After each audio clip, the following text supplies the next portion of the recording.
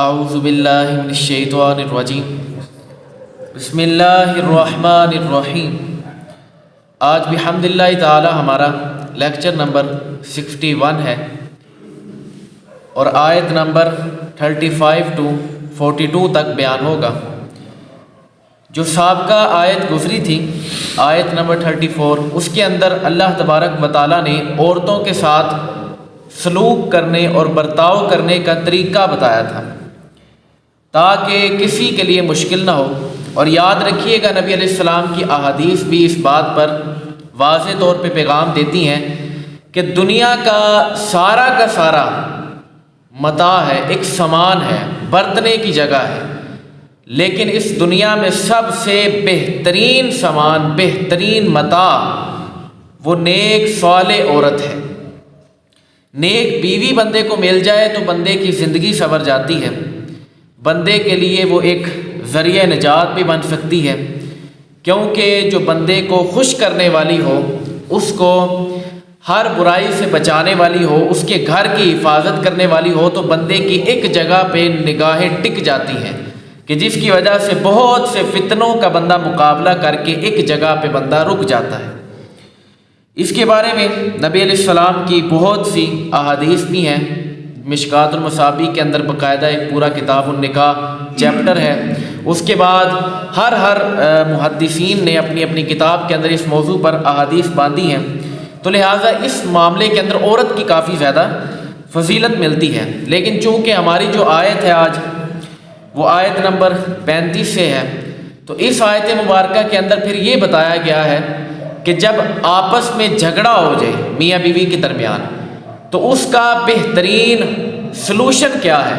بہترین حل کیا ہے، ادھر کیا کیا جائے۔ ہمارے یہاں پہ یہ ہے کہ تھوڑی سی بات آگے سے ہوئی تو 2 منٹ میں طلاق ماری اور وہ گئے، اور اگر تھوڑی سی بات عورت کو بری لگی تو 2 منٹ میں اس نے خلا کا مطالبہ کر لیا۔ یہ نہیں ہونا چاہیے۔ اللہ تبارک و تعالیٰ نے ایک اعتدال والا طریقہ کار بیان کیا ہے۔ سنیے، بسم اللہ الرحمن الرحیم۔ وَإِنْ خِفْتُمْ شقاق بینہما فابعثوا حکما من اہلہ وحکما من اہلہا ان یریدا اصلاحا یوفق اللہ بینہما ان اللہ کان علیما خبیرا۔ اور اگر تم کو میاں بیوی کے جھگڑے کا خوف ہو تو ایک منصف یعنی انصاف کرنے والا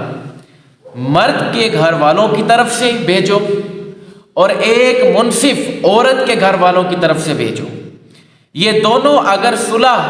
کرانا چاہیں گے تو اللہ تعالیٰ ان کے درمیان اتفاق پیدا کر دے گا، اتحاد ہو جائے گا۔ بے شک اللہ خوب جاننے والا خبردار ہے۔ دیکھیں، ڈائریکٹ طلاق دینی یا ڈائریکٹ خلا کا مطالبہ کرنے سے بہتر ہے کہ ایک شخص مرد کی جانب سے آئے رشتہ دار اور ایک شخص عورت کی جانب سے، وہ بیٹھ کے اب اس معاملے کو سلوشن، اس معاملے کا کوئی حل تلاش کریں، تاکہ اگر تو صحیح طرح حل نکل سکتا ہے تو بہترین فبیہ، نہیں نکل سکتا تو پھر اس کے بعد آخری حل تو ہے ہی ہے۔ لیکن یہ ہے کہ اللہ تبارک و تعالیٰ نے بطور ایک رشتہ پورا کا پورا بچانے کے لیے ایک آخری حد تک یہ قید لگائی ہے کہ طلاق دینے سے بہتر ہے کہ ایک مرد کی جانب سے اور ایک عورت کی جانب سے آ کے بیٹھ کے آپس میں بات چیت کر لیں۔ اگر تو صلح ہو جائے تو فبیہا، بہترین ہے۔ وَاعْبُدُوا اللَّهَ وَلَا تُشْرِكُوا بِهِ شَيْئًا وَبِالْوَالِدَيْنِ إِحْسَانًا وَبِذِي الْقُرْبَى وَالْيَتَامَى وَالْمَسَاكِينِ وَالْجَارِ ذِي الْقُرْبَى وَالْجَارِ الْجُنُبِ وَالصَّاحِبِ بِالْجَنبِ وَابْنِ السَّبِيلِ وَمَا مَلَكَتْ أَيْمَانُكُمْ إِنَّ اللَّهَ لَا يُحِبُّ مَنْ كَانَ مُخْتَالًا فَخُورًا۔ اور اللہ کی عبادت کرو اور اس کے ساتھ کسی کو شریک نہ ٹھہراؤ، اور ماں باپ سے اچھا سلوک کرو، اور رشتہ داروں اور یتیموں اور محتاجوں اور قریب کے پڑوسی اور دور کے پڑوسی دونوں کا ذکر ہے، اور پاس بیٹھنے والے ساتھی اور مسافر اور اپنے غلام لونڈی کے ساتھ اچھا سلوک کرو۔ بے شک اللہ تبارک و تعالیٰ ایسے شخص کو پسند نہیں فرماتا جو متکبر، فخر کرنے والا۔ اللہ تبارک و تعالیٰ کو ایسا شخص پسند نہیں ہے۔ اب یہاں پہ متعدد رشتوں کا بیان کیا ہے کہ سب سے پہلے تو عقیدہ توحید کو اللہ تبارک و تعالیٰ نے فرسٹ آف آل رکھا، پہلے اس کی بنیاد رکھی، کہا کہ مجھے میرے سوا اور کسی کی عبادت نہیں کرنی، جتنا مرضی بھی کسی کا مقام ہو تو وہ ہر مقام تک تو پہنچ سکتا ہے، لیکن عقیدہ توحید صرف اور صرف اللہ تبارک و تعالیٰ کے لیے خاص ہے۔ تو پہلا مقدمہ تو یہ رکھا، پھر اسی کے ساتھ جو سب سے زیادہ ہیوی چیز تھی، جو اللہ تبارک و تعالیٰ کو اپنے بعد سب سے زیادہ مقدم ہے، اللہ تبارک و تعالیٰ نے کہا کہ ماں باپ کے ساتھ اچھا برتاؤ کرو۔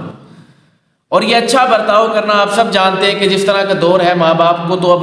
بہت حیثیت کم دی جاتی ہے، لیکن اس کے اندر اب وہ خود سمجھیں گے کہ جہاں سے آج وہ خود گزر رہے ہیں، یعنی اپنے آبا و اجداد بوڑھے ہوتے دیکھ رہے ہیں، تو ایک وقت آئے گا کہ وہ بھی اسی عمر میں ہوں گے، تو اس وقت پچھتانے سے بہتر ہے کہ بندہ آج اپنے آبا و اجداد کی عزت و احترام کرے، تو کل قیامت والے دن بھی اور اس دنیا کے اندر بھی اجر ملے گا کہ تھوڑی مدتوں کے بعد جب اس کی عمر وہاں تک پہنچے گی تو اس کے بچے پھر اس کی بھی عزت کیا کریں گے۔ تو لہٰذا یہ عزت بندہ خود بناتا ہے۔ اس کے متعلق بھی نبی علیہ السلام کے واضح طور پہ پیغام موجود ہے۔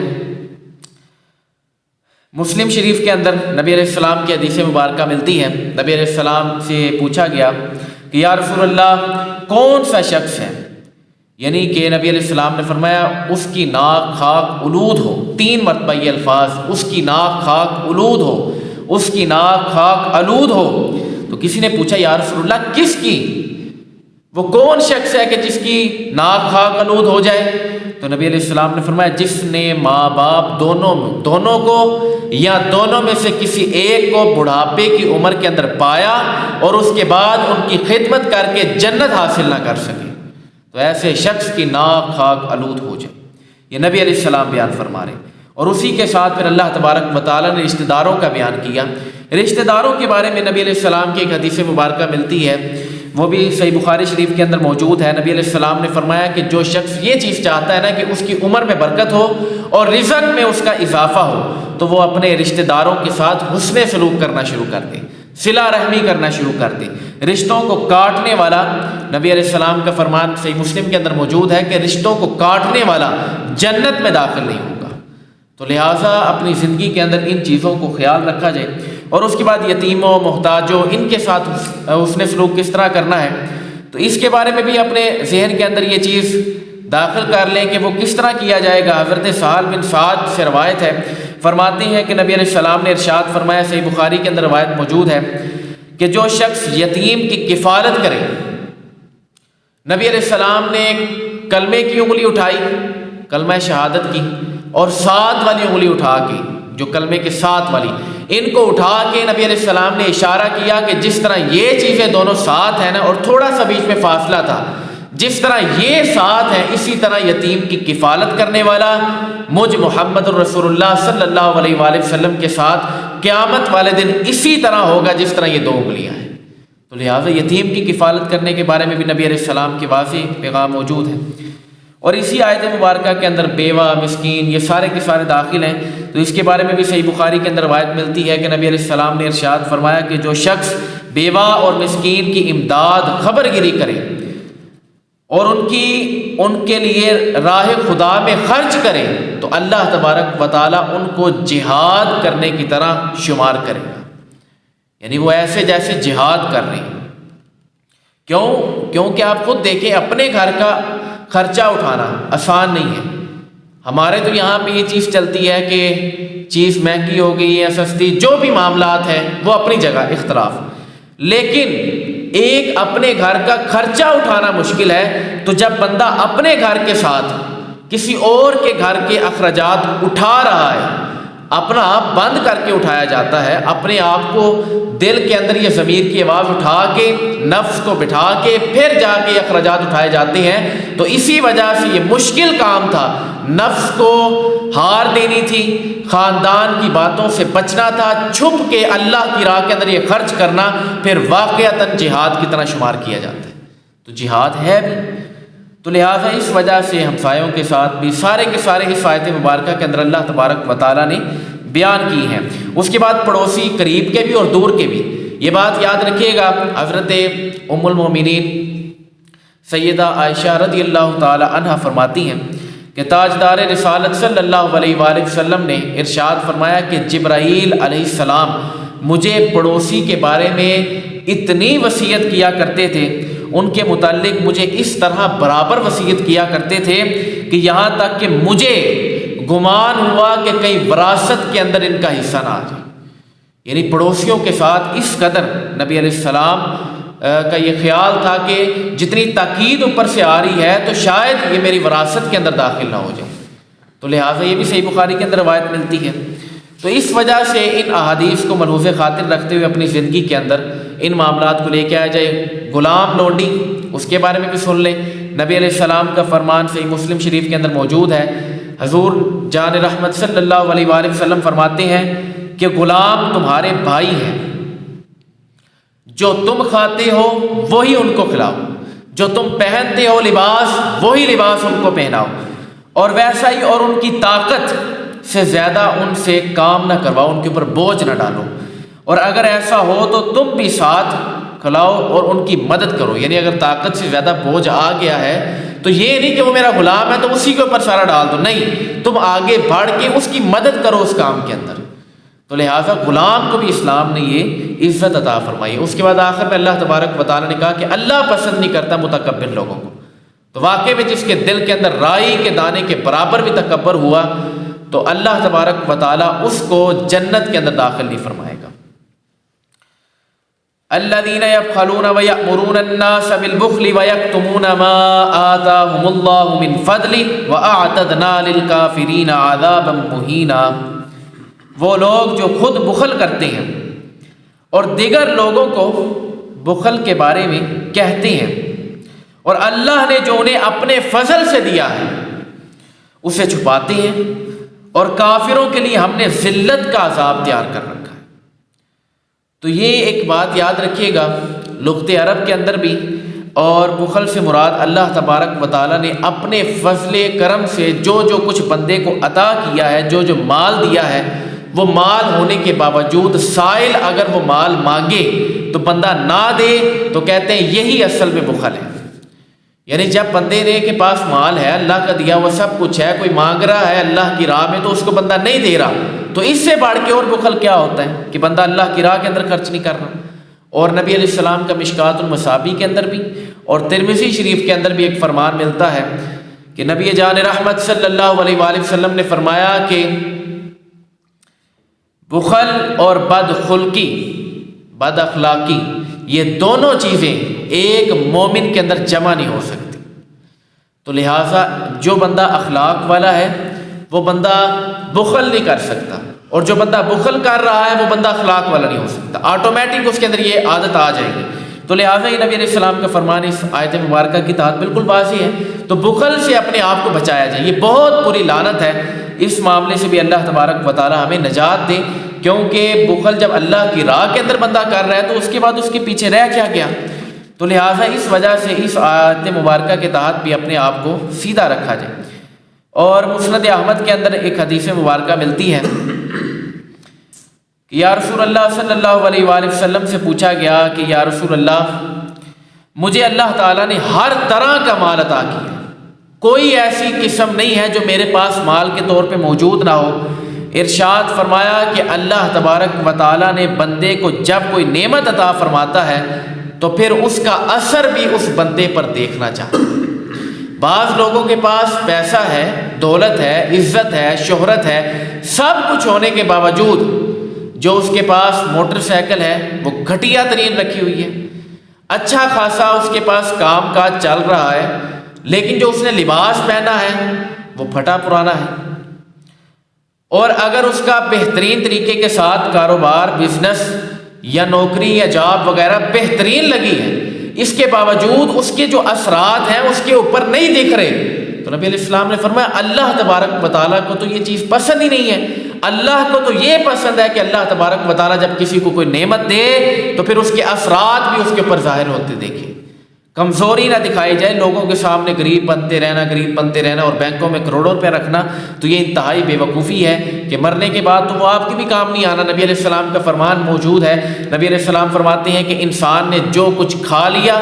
وہ تمہارا ہے، جو تم نے پہن لیا وہ بھی تمہارا ہے، اور جو تم نے اللہ کی راہ کے اندر دے دیا وہ بھی تمہارا ہے، اس کے علاوہ سارا کا سارا مال ضائع ہے۔ اور واقعی میں ضائع ہے، جب بندہ مر جاتا ہے اس کے بعد پھر کون سا مال بندے کے کام آتا ہے۔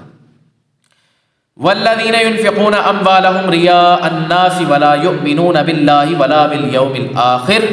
اور وہ لوگ جو اپنے مال لوگوں کے دکھاوے کے لیے خرچ کرتے ہیں اور نہ اللہ پر ایمان لاتے ہیں اور نہ ہی آخرت پر۔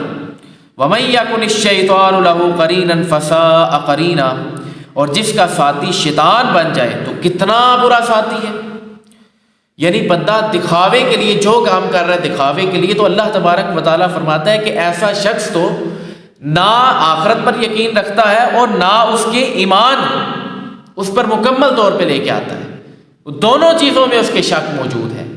تو لہٰذا اللہ تبارک و تعالیٰ تو یہ سند عطا فرما رہا ہے۔ اور مسند امام احمد کے اندر حدیث مبارکہ موجود ہے، نبی علیہ السلام فرماتے ہیں کل قیامت والے دن اللہ کے حضور بندہ آئے گا اور وہ عمل لے کے آئے گا، تو اس کے باوجود نبی علیہ السلام فرماتے ہیں اللہ تبارک و تعالیٰ کہے گا کہ جا، جس کے لیے تو نے عمل کیا تھا اسی سے جا کے اس کی جزا لے۔ اور مشکات المصابیح کے اندر بھی کتاب العلم چیپٹر کے اندر لے کے آیا علامہ صاحب، یہ حدیث پوری کی پوری لے کے آئے، 3 لوگوں کی مثال دے کے، اس کے اندر غنی، سخاوت والا، اور ساتھ ہی عالم، اور تیسرا شخص وہاں پہ اللہ کی راہ کے اندر خرچ کرنے والا، اور عالم اور حاجی، ان کو وہ لے کے آئے ہیں باقاعدہ، اور ان کے بارے میں مکمل ایک ڈیٹیل کے ساتھ حدیث ہے کہ آخر میں تینوں کا انجام، شہید کا بھی یہی ہوا، ان تینوں کا، کہ وہ سارے کے سارے ان کے اعمال برباد، اور اللہ تبارک و تعالیٰ نے کہا کہ تو نے میرے لیے عمل نہیں کیا تھا، اس کو اوندے منہ جہنم کے اندر داخل کر دو۔ تو نہ اس کی شہادت کام آئی، نہ اس کا اللہ کی راہ کے اندر دینا کام آیا، نہ اس کا علم اس کے کام آیا۔ تو آپ کام تو کر رہے ہیں لیکن اللہ کی رضا کے لیے کریں تو وہی آپ کو فائدہ دے گا، اس کے علاوہ آپ کے کسی کام کا کوئی مول نہیں ڈلے گا۔ کل قیامت والے دن اللہ تبارک و تعالیٰ تو بھیج دے گا کہ جاؤ، جس کے لیے کیا تھا اس سے جا کے لے لو، اور وہ بندہ کیا دے گا؟ وَمَاذَا عَلَيْهِمْ لَوْ آمَنُوا بِاللَّهِ وَالْيَوْمِ الْآخِرِ وَأَنفَقُوا مِمَّا رَزَقَهُمُ اللَّهُ وَكَانَ اللَّهُ بِهِمْ عَلِيمًا، اور اگر وہ اللہ اور قیامت پر ایمان لاتے اور اللہ کے دیے ہوئے رزق میں سے اس کی راہ میں خرچ کرتے تو ان کا کیا نقصان تھا، اور اللہ انہیں جانتا ہے۔ یہاں پہ اللہ تبارک و تعالیٰ نے پہلے بخل ظاہر کر کے، پھر بخل جو نہیں کر رہے لیکن وہ دے رہے ہیں لیکن دکھاوے کے لیے، پھر ان کا ذکر کیا،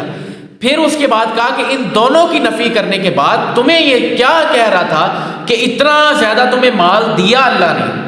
تو تم بیچ میں سے ایک مٹھی بھر کسی کو نہیں دے سکے، تم اس میں سے کچھ دے نہیں سکتے، تو اللہ تبارک و تعالیٰ تو تمہیں جانتا ہے کہ جس حد تک تم یہ کام کر رہے ہو۔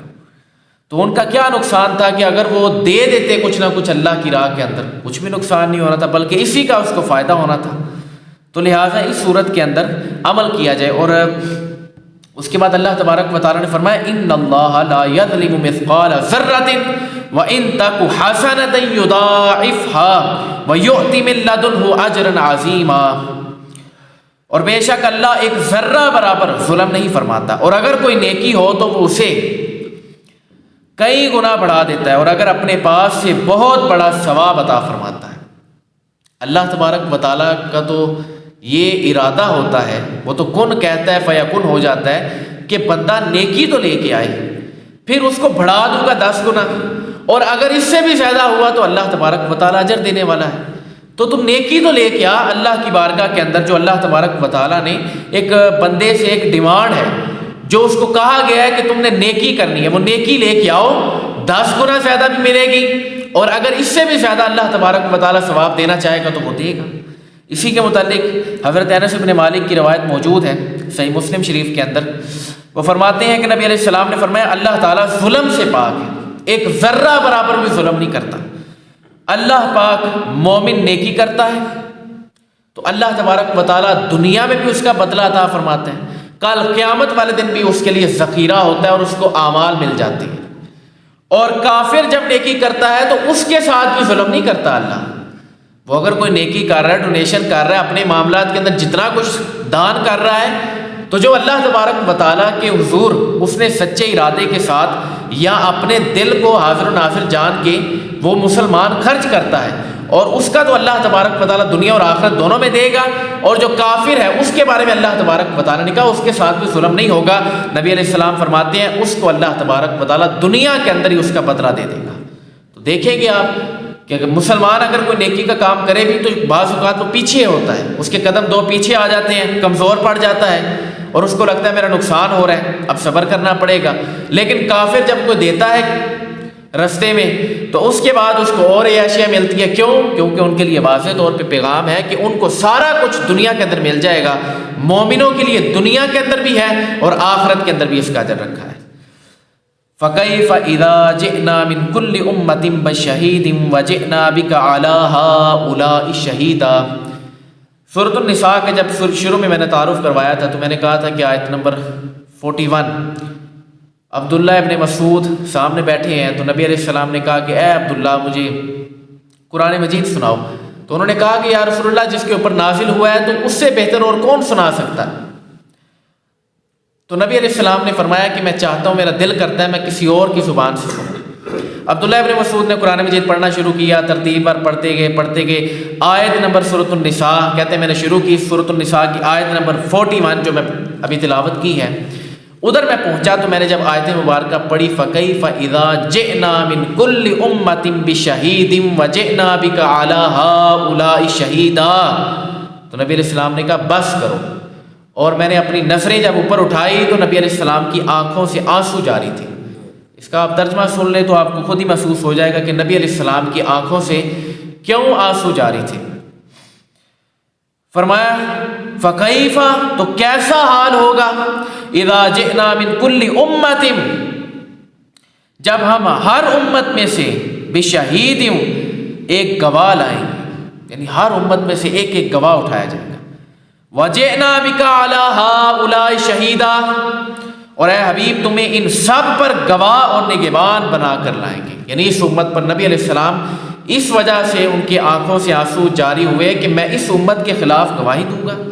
یہ امت جو کچھ کرتی ہے وہ گواہی میں اللہ کے حضور دوں گا۔ تو نبی علیہ السلام نے اسی وقت عبداللہ بن مسعود کو کہا کہ خاموش ہو جاؤ، یہیں تک نبی علیہ السلام نے وہ تلاوت سنی۔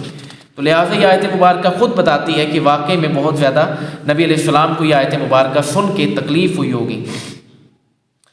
یومئذ یود الذین کفروا وعصوا الرسول لو تسوی بہم الارض ولا یکتمون اللہ حدیثا، اس دن کفار اور رسول کی نافرمانی کرنے والے تمنا کریں گے کہ کاش انہیں مٹی میں دبا کر زمین برابر کر دی جائے اور وہ کوئی بات اللہ سے چھپا نہ سکیں گے۔ یعنی آخر میں جب بندہ اللہ کے حضور کھڑا ہوگا